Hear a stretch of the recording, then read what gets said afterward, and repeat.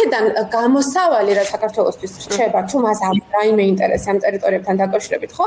ეს არის ნელი, არასწრაფი, ხო, ტრანსფორმაციული პოლიტიკები, რომელიც ამ რეგიონებში მცხოვრები ადამიანების ინტერესს საქართველოს მიმართ გაზრდის, ხო?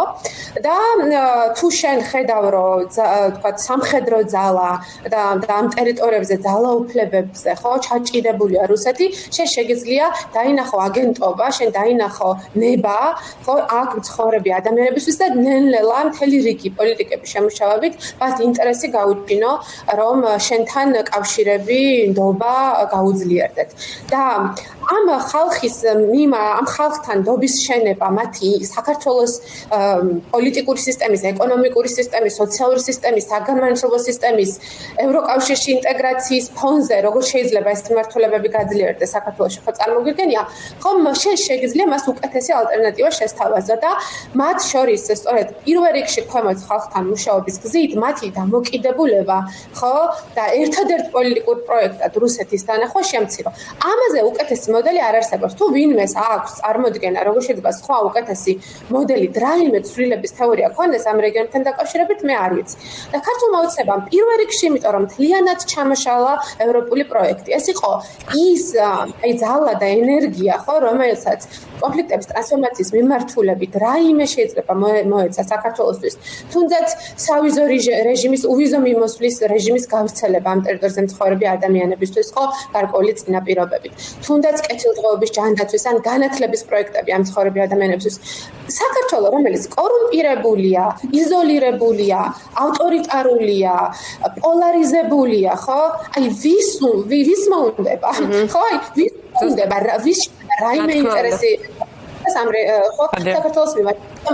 მათ საბოლოოდ ჩვენ კი ჩამოგვაშორეს, ხო, როგორც აქაური საზოგადოება, ხო, ამ პერსპექტივებისგან, მაგრამ კიდევ უფრო გადაავადეს ამ რეგიონების მიმართ რაიმე ინტერესის გაჩენა ევროპეიზაციის პროცესის მიმართ, რომელსაც დიდი წვლილი შეტანა შეეძლო კონფლიქტების ტრანსფორმაციის პროცესში. ამიტომ სწორედ ეს დეევროპეიზაცია, რომელიც ახლა ხდება გრძელვადიანად ჩვენ ტერიტორიული მთლიანობის აღდგენისა და კონფლიქტების მოგვარების მიმართულებითაც მკვეთრად გვაზიანებს. ჩვენ ამაზე ნაკლებს ვლაპარაკობთ, იმიტომ რომ ნაკლები ვილაპარაკეთ სამწუხაროდ იმაზეც ევროპეიზაციას როგორ შეეძლო კონფლიქტების ტრანსფორმაციის ხელშეწყობა, მაგრამ საბოლოოდ ამ ჩიხში შევედით.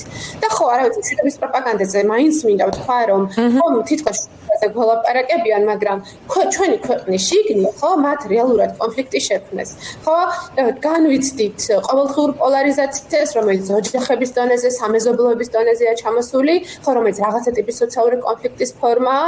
ჩვენ ხედავთ, რომ რეპრესიები წარმოუდგენლად არის გაზრდილი ქვეყანაში, რუსეთზე მეტი პოლიტიკური პატიმარი ყავს პროტესტში მონაწილეებს, ხო, ესეთი ყოველდღიურად აჯარიმებენ და აპატიმრებენ და ჩათმიმა, ხო, 9 მილიონს გადააჭარბა მგონი საქართველოს ბიუჯეტში. ჩვენ ხედავთ, რომ ისტორიულ მაქსიმუმზეა ასული მჟაუდებული პირების რაოდენობა საქართველოში, იმიტომ რომ ყველაფერზე პასუხი არის რეპრესია და კრიმინალიზება, ხო, და ქვეყანა ზოგადად იზოლაციაში არის შესული. ამიტომაც, ანუ ჩვენ ხედავთ, რომ ხო ეს მშვიდობის პროპაგანდა, რომელიც თვალები დაგვთხარეს, ხო, როცა უსინდისოდ, ამორალურად უკრაინის ომის ნანგრევების ხო შემოყრით პროპაგანდაში თითქოს საკუთარ ქულებს იწერდნენ, მაგრამ რა დავინახეთ, რომ ეს მშვიდობის პროპაგანდაც გეოპოლიტიკურად ჩამოეშალათ და შიგნით პრაქტიკულად ომის საგანგებო მდგომარეობის რეჟიმში შეგვიყვანეს, ხო? მათი პოლიტიკური ოპონენტები კრებად გამოაცხადეს უსამართლოდ და ომის პირობებში კორუფციით კიდე ძალიან გამდიდრდნენ, ესეც უნდა აღინიშნოთ პირადი სარგებლის კუთხითაც.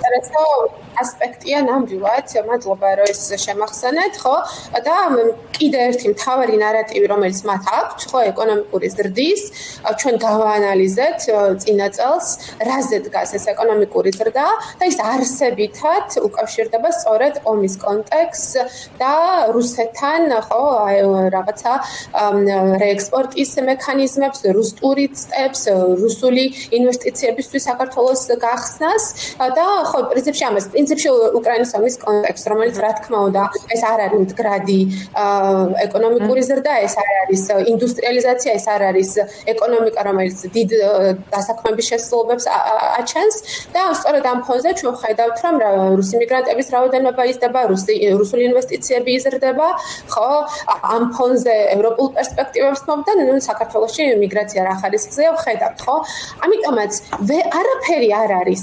მე ისეთ როცა საუბარია სხვა სამხედრო ესკალაციების თავიდან არიდებაზე და ამ კუთხით რაციონალობაზე და პრაგმატულობაზე, მე აბსოლუტურად ვეთანხმები. 2012-წლიც ვეთანხმებოდი ამ დისკურსს, რომ კი ჩვენნაირი ქვეყნისთვის ფუნდამენტურად მნიშვნელოვანია, რომ სამხედრო საფრთხეები რუსეთისგან ხო პრაგმატული მიდგომებით თავიდან აერდოს და დეესკალაციისკენ წაიყვანოს.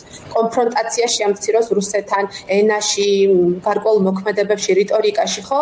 მაგრამ ქართულ ოცნებას არაფერი არ გამოუვიდა.